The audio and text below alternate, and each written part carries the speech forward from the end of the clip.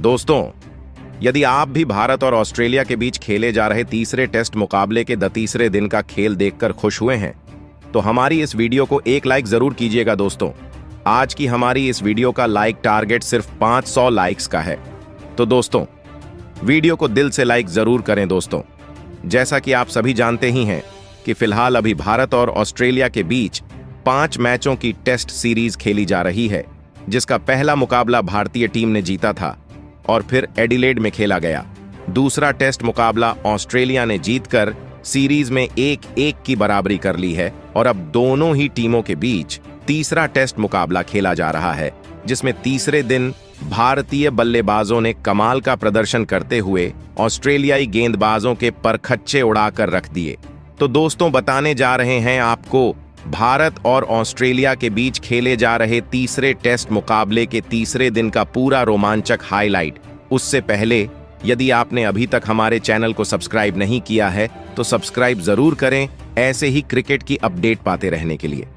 तो दोस्तों, भारत और ऑस्ट्रेलिया के बीच 5 मैचों की टेस्ट सीरीज का तीसरा टेस्ट मुकाबला गाबा के मैदान में खेला जा रहा है, जहां टॉस ऑस्ट्रेलिया की टीम ने जीता और टॉस जीतकर पहले बल्लेबाजी करते हुए पहली पारी में 328 रनों का स्कोर बनाया था, जिसके बाद भारतीय टीम बल्लेबाजी करने मैदान में उतरी और दूसरे दिन का खेल खत्म होने तक भारतीय टीम ने स्कोर बोर्ड पर 461 रन लगा दिए थे, जहां पंत 62 रन बनाकर तो वहीं के एल राहुल 38 रन बनाकर क्रीज पर जमे हुए हैं,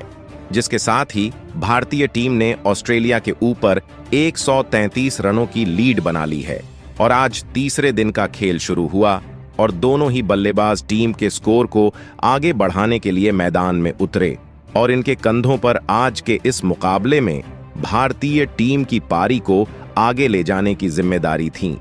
जहां ऑस्ट्रेलिया के गेंदबाज चाहते थे कि भारतीय टीम के जल्द से जल्द विकेट निकाले जाए, लेकिन पंत और केएल राहुल ने ऐसा होने नहीं दिया, क्योंकि आज यह दोनों ही बल्लेबाज अलग ही मूड में नजर आ रहे थे। उनकी बल्लेबाजी देखकर ऐसा लग रहा था जैसे कि वह पैवेलियन से ही सेट होकर आए हों और उन्होंने आते से ही ऑस्ट्रेलिया के गेंदबाजों पर कहर बरपाना शुरू कर दिया और देखते ही देखते टेस्ट मुकाबले को उन्होंने कब T20 में बदल दिया, पता ही नहीं चला। जहां दिन के 5वें ओवर में जोश हेजलवुड की गेंद को बाउंड्री के पार चौके के लिए भेजकर पंत ने टीम के स्कोर को तेजी से आगे बढ़ाना शुरू कर दिया था और इसके बाद भी उनके साथी बल्लेबाज के एल राहुल का बल्ला आज फिर रुकने का नाम नहीं ले रहा था। जहां अपनी घातक बल्लेबाजी से इस खिलाड़ी ने 7वें ओवर की तीसरी गेंद पर मिचेल स्टार्क को शानदार चौका लगाते हुए सिर्फ 40 गेंदों में ही अपना अर्धशतक पूरा कर लिया था। उनकी ऐसी बल्लेबाजी देखकर ऑस्ट्रेलिया की टीम के होश उड़ चुके थे और उनके गेंदबाजों ने पसीने छोड़ दिए थे। उन्हें समझ नहीं आ रहा था कि क्या किया जाए, क्योंकि इन दोनों ने तो अपनी विस्फोटक बैटिंग से टहलका मचाकर रख दिया था। इन दोनों का बल्ला रुकने का नाम ही नहीं ले रहा था। तो वहीं इसके बाद तूफानी बल्लेबाजी कर रहे ऋषभ पंत ने भी मिचेल मार्श की गेंद पर एक बेहतरीन छक्का ठोका और अपने शतक को पूरा किया। साथ ही भारतीय टीम के स्कोर को भी 550 रनों के पार पहुंचाया। जहां एक तरफ से पंत का बल्ला आग उगल रहा था, तो वहीं दूसरी तरफ के एल राहुल अपने अलग ही अंदाज में बल्लेबाजी कर रहे थे और एक के बाद एक चौके की झड़ी लगाते हुए इन्होंने भारतीय टीम के स्कोर को 550 रनों के पार पहुंचाया। आज भारतीय टीम को जिस साझेदारी की जरूरत थी, वह ऋषभ पंत और के एल राहुल की इस जोड़ी बनाकर दिखाई थी। एक तरफ से के एल राहुल गेंदबाजों की कुटाई कर रहे थे, तो वहीं ऋषभ पंत भी उनका बखूबी साथ निभा रहे थे। उनकी अद्भुत बल्लेबाजी का आज लुफ्त पूरा स्टेडियम उठा रहा था। ऑस्ट्रेलिया के गेंदबाज इन्हें रोकने की पूरी कोशिश कर रहे थे और इसी सोच में थे कि कैसे भी करके एक विकेट निकाला जाए और इनकी साझेदारी को तोड़ा जाए। लेकिन आज सिर्फ उन्हें मायूसी हाथ लग रही थी, जहां नाथन लियोन को आड़े हाथों लेते हुए केएल राहुल ने शानदार चौका लगाया और टीम इंडिया को 600 रनों के पार पहुंचा दिया। इसके बाद 20वें ओवर में भी नाथन लियोन की ऋषभ पंत ने धज्जियां उड़ाकर रख दी, जहां ओवर की पहली ही गेंद पर पंत ने तूफानी छक्का लगाकर लियोन के होश उड़ाए तो वहीं तीसरी गेंद पर एक बार फिर गगनचुंबी छक्का लगाकर गेंद को मैदान के बाहर भेज दिया। पंत यहीं नहीं रुके और अंतिम गेंद पर भी उन्होंने एक शानदार चौका लगाया और इसी के साथ ही इन दोनों के बीच 100 रनों से ज्यादा की साझेदारी भी पूरी हो चुकी थी, जिसके दम पर टीम इंडिया ने अब मुकाबले में जबरदस्त पकड़ी डीएच बना ली थी, जहां 33वें ओवर में टीम इंडिया 644 रन बना लिए थे और जिसके बाद लंच की घोषणा कर दी जाती है। और फिर लंच के बाद एक बार फिर से मुकाबले की शुरुआत हुई, जहां दोनों बल्लेबाज एक बार फिर मैदान में उतरे और आते से ही केएल राहुल ने जोश हेजलवुड को आड़े हाथों लिया और पहले तो लगातार 3 गेंदों पर 3 तूफानी छक्के ठोक डाले और इसके बाद एक शानदार चौका लगाया, जिसे देख पूरा स्टेडियम गूंज उठा। जिसके बाद ऋषभ पंत ने भी अपने हाथ खोले और बड़े शॉट लगाना शुरू कर दिया, जहां आज इन दोनों की बल्लेबाजी देखते ही बन रही थी, जिसे देखकर सभी खुश थे। तो वहीं कप्तान रोहित शर्मा, विराट कोहली के साथ साथ कोच गौतम गंभीर भी खुश नजर आ रहे थे और यह भी इन दोनों की बल्लेबाजी का लुत्फ उठा रहे थे, जहां ऑस्ट्रेलिया की टीम विकेट निकालने की पूरा प्रयास कर रही थी। लेकिन विकेट निकालना इतना आसान नहीं था, जहां इस दौरान ऋषभ पंत ने अपने पारी के 150 रन पूरे किए, लेकिन इसके बाद वह अपनी पारी को ज्यादा आगे नहीं बढ़ा पाए, जहां ऋषभ पंत और केएल राहुल के बीच 185 रन की साझेदारी हो चुकी थी, जिसे पैट कमिंस ने तोड़ा और अपनी टीम के लिए एक बड़ा विकेट हासिल किया और ऋषभ पंत को ट्रेविस हेड के हाथों कैच आउट करवाकर पवेलियन वापस भेजा। पंत ने इस मुकाबले में तूफानी 158 रन बनाकर आउट हुए, जिसके चलते यहां टीम इंडिया को 5वां बड़ा झटका लगा और जब ऋषभ पंत आउट हुए तब 708 रन का स्कोर भारत की टीम का हो गया था। जिसके बाद नीतीश रेड्डी बल्लेबाजी के लिए मैदान में उतरे और केएल राहुल का साथ निभाने लगे।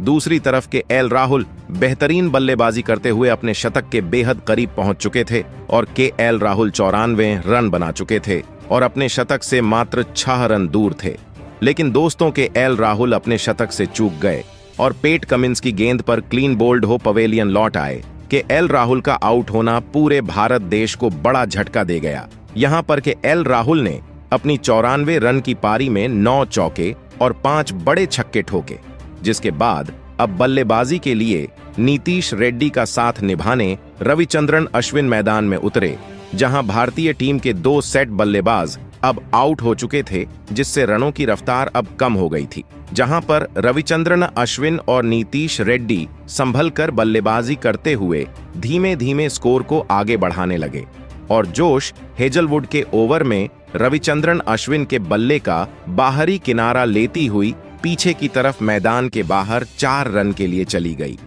जहां दोस्तों भारतीय टीम की लीड अभी 410 रनों की हो गई थी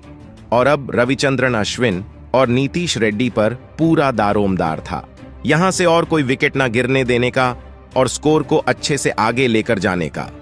लेकिन दोस्तों,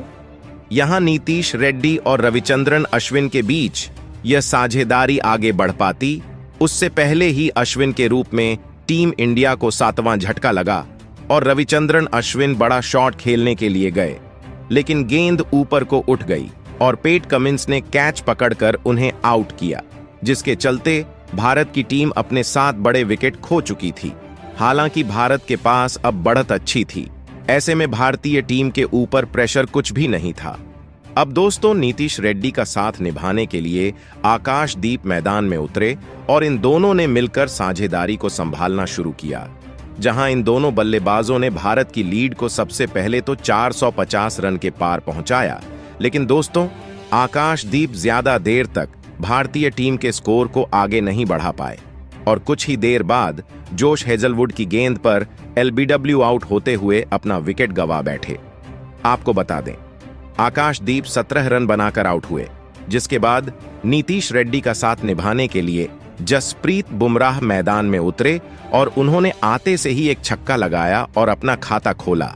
तो वहीं नीतीश रेड्डी का बल्ला जमकर बोल रहा था और वह हर ओवर में चौके और छक्के लगा रहे थे,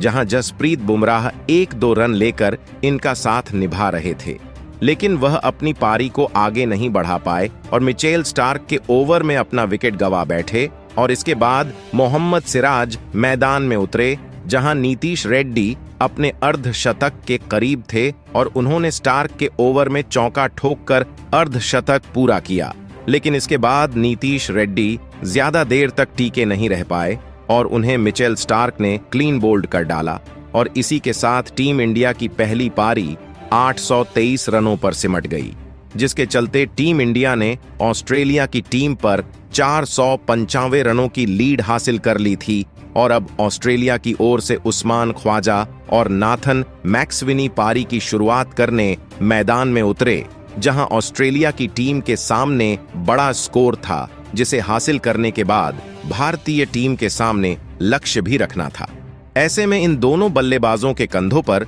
अपनी टीम को तूफानी विस्फोटक अंदाज में शुरुआत दिलाने की बहुत बड़ी जिम्मेदारी थी और संभलकर बल्लेबाजी करने की जरूरत थी और अपनी टीम को बेहतरीन शुरुआत दिलाना था।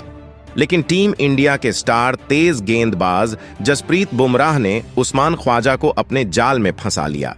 और आउट करते हुए भारतीय टीम को बड़ी सफलता दिलाई। बुमराह ने गेंद को हल्की से अंदर की तरफ घुमाई, जिसे उस्मान ख्वाजा समझने में पूरी तरह से नाकामयाब रहे। नतीजा यह रहा कि गेंद उनके पैड से सीधे जा टकराई और उन्हें एलबीडब्ल्यू होकर पवेलियन का रुख करना पड़ा, जिसके बाद स्मिथ बल्लेबाजी के लिए मैदान में उतरे और मैक्सविनी का साथ निभाने लगे। हालांकि इन दोनों ही बल्लेबाजों को शुरुआत में तेज गेंदबाजों को खेलने में बहुत ही परेशानी हो रही थी और 1-2 रन भी बड़ी मुश्किल से निकल रहे थे, जहां भारतीय गेंदबाज दोनों ही बल्लेबाजों पर दबाव बनाकर रखे हुए थे और उन्हें बड़े शॉट खेलने का कोई भी मौका नहीं दे रहे थे। जिसके बाद ख्वाजा ने 8वां ओवर लेकर आए आकाशदीप की आखिरी गेंद पर एक शानदार चौका लगाया और थोड़े दबाव को कम किया, जिसके बाद स्टीव स्मिथ भी पीछे नहीं हटे और उन्होंने अगला ओवर लेकर आए जसप्रीत बुमराह को अपना निशाना बनाया और इस ओवर में 2 बेहतरीन चौके जड़ दिए और स्कोर को 40 रन के पार पहुंचाया। हालांकि तब तक तीसरे दिन के खेल की समाप्ति की घोषणा कर दी गई थी, जहां तीसरे दिन की समाप्ति तक ऑस्ट्रेलिया ने 11 ओवर में 42 रन बना लिए हैं और भारतीय टीम की लीड से अभी भी 453 रनों से पीछे है, जहां स्टीव स्मिथ 20 रन तो वहीं नाथन मैक्सविनी 21 रन की पारी खेल चुके हैं। ऐसे में दोस्तों, ऑस्ट्रेलिया की टीम चाहेगी कि भारतीय टीम की लीड को जल्दी खत्म कर उनके ऊपर लीड हासिल की जाए। आप आज भारतीय टीम की बल्लेबाजी को 10 में से कितने अंक देना चाहेंगे? कमेंट में हमें जरूर बताएं।